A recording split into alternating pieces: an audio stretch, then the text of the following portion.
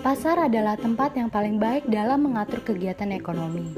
Namun, apa yang terjadi apabila pasar mengalami kegagalan dalam menghasilkan sumber daya yang tidak efisien?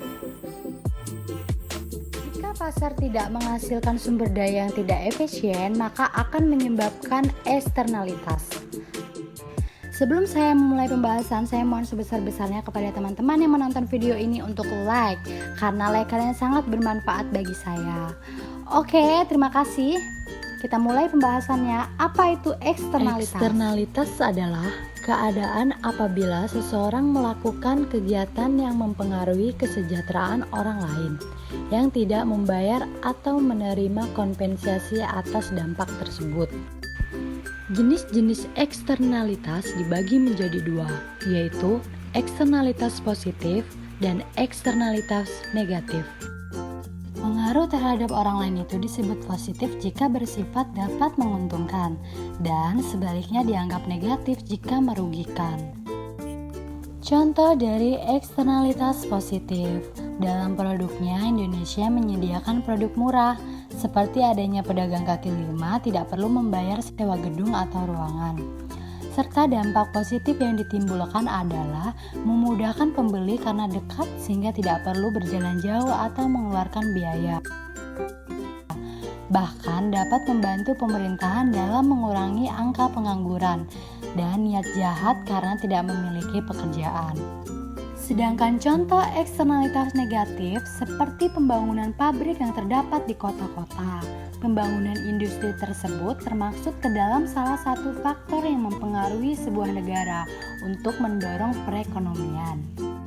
Akan tetapi, dipandang orang lain yang berada di sekitar permukiman industri tersebut, banyak menuai sebuah kerugian, meliputi kerugian fisik dan non-fisik.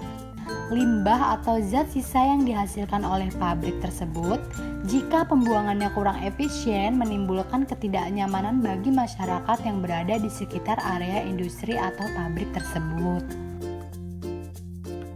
Adanya eksternalitas dalam suatu aktivitas di bidang perekonomian menyebabkan inefisiensi. Apa itu inefisiensi? Inefisiensi merupakan keterbalikan dari efisiensi yang disebabkan oleh ketidakseimbangannya kuantitas. Akan terjadi apabila tindakan seseorang mempengaruhi orang lain dan tidak tercermin dalam sistem harga. Meskipun eksternalitas menyebabkan pasar tidak menjadi efisien, tindakan-tindakan pemerintah tidak selalu diperlukan. Karena dengan prakteknya tidak hanya pemerintah saja yang dapat mengatasi eksternalitas itu, melainkan juga pihak-pihak non-pemerintah, baik itu pribadi atau kelompok, maupun perusahaan atau organisasi kemasyarakatan. Cara mengatasi eksternalitas yaitu misalnya jangan membuang sampah sembarangan, karena dapat membuat dampak munculnya eksternalitas negatif bagi orang lain. Solusi swasta untuk mengatasinya adalah dengan menegakkan atau meningkatkan standar dan ancaman penerapan sanksi sosial.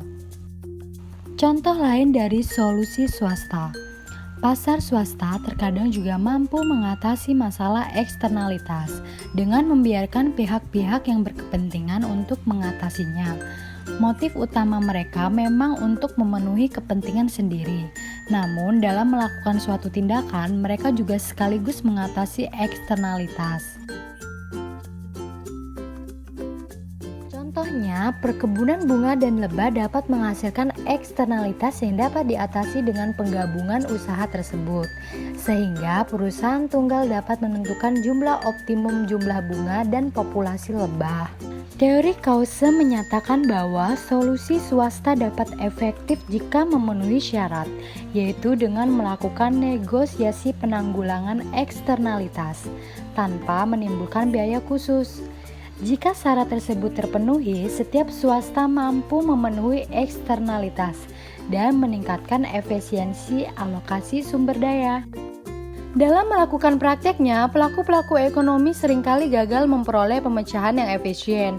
Teori Krause ini ternyata hanya berlaku jika pihak kepentingan tidak dihadapkan pada kendala untuk mencapai dan melaksanakan kesepakatan. Apabila pemerintah dapat melakukan dengan dua cara, kebijakan pemerintah dan kendali secara langsung, pemerintah harus menegaskan peraturan secara wajib dilaksanakan. Pemerintah dapat menginternalisasikan dengan menarik pajak atas kegiatan-kegiatan yang memiliki eksternalitas negatif. Sementara itu, pemerintah dapat menginternalisasikan dengan mensubsidikan kegiatan yang memiliki eksternalitas positif. Nah, teman-teman, itu dia pembahasan saya kali ini. Semoga dapat bermanfaat bagi kalian semua.